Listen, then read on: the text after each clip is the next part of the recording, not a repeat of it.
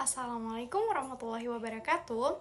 Halo teman-teman semuanya, perkenalkan nama saya Laila Fadila dengan NIM A12125100018. Di video kali ini saya akan membuat hasil tugas resume yang dimana materinya yang berjudul Hak Asasi Manusia dan Rule of Law. Oke, kita langsung saja masuk di pengertian hak asasi manusia. Hak asasi manusia adalah hak dasar yang dimiliki setiap manusia sejak lahir, bersifat universal, dilindungi oleh negara dan hukum, serta diakui secara internasional oleh PBB. Fungsi hak asasi manusia sendiri melindungi martabat manusia, membatasi kekuasaan negara agar tidak sewewenang-wenang, mendorong kesetaraan dan menjamin kebebasan dasar, menjadi instrumen penyelesaian konflik. Jenis-jenis hak asasi manusia sendiri, hak sipil dan politik, contohnya hak untuk hidup dan berpendapat, hak ekonomi, sosial, dan budaya, contohnya hak atas pendidikan dan pekerjaan. Yang terakhir, hak kolektif, contohnya berkaitan dengan lingkungan dan pembangunan. Oke, kita masuk di pengertian rule of law.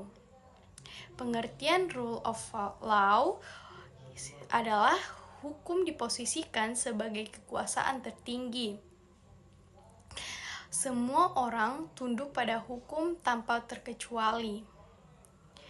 Fungsi rule of law menjamin kepastian hukum dan keadilan prosedural, mencegah tindakan otoriter, melegalkan tindakan pemerintah berdasarkan aturan yang berlaku.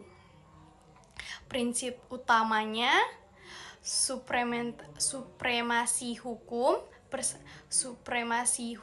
persamaan di depan hukum, atau yang biasa disebut dengan equality before the law, proses hukum yang adil, atau biasa disebut dengan due process of law, perlindungan terhadap hukum. Oke, hubungan hak asasi manusia dan rule of law, keduanya memiliki hubungan timbal balik yang tidak terpisahkan. HAM memerlukan hukum sebagai alat penegakan. Rule of law berfungsi untuk menjamin perlindungan hak asasi manusia tanpa salah satunya menjamin perlindungan hak asasi manusia. Tanpa salah satunya, keadilan sejati tidak akan tercapai. Oke, langsung saja kita ke pertanyaannya. Mengapa persamaan di depan hukum menjadi prinsip yang sangat penting? Dan apa yang terjadi jika prinsip ini tidak dijalankan? Oke, langsung saja kita ke jawaban. Dampak jika prinsip ini tidak dijalankan, bisa jadi persamaan di depan hukum diabaikan, maka akan muncul fenomena hukum tajam ke bawah, tumpul ke atas, yang mengakibatkan ketidakstabilan sosial. Masyarakat yang merasa diperlakukan tidak adil akan kehilangan kepercayaan pada lembaga negara. Hal ini sering menjadi pemicu demonstrasi, kerusuhan, bahkan revolusi.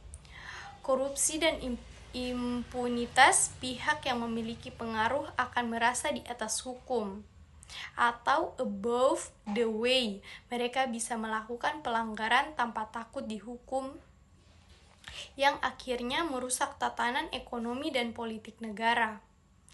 Pelanggaran hak asasi manusia sistematis tanpa perlindungan hukum yang setara, kelompok minoritas atau kelompok miskin menjadi sangat rentan terhadap eksploitasi dan kekerasan karena mereka tidak memiliki akses pembelaan yang sama di pengadilan. Matinya demokrasi.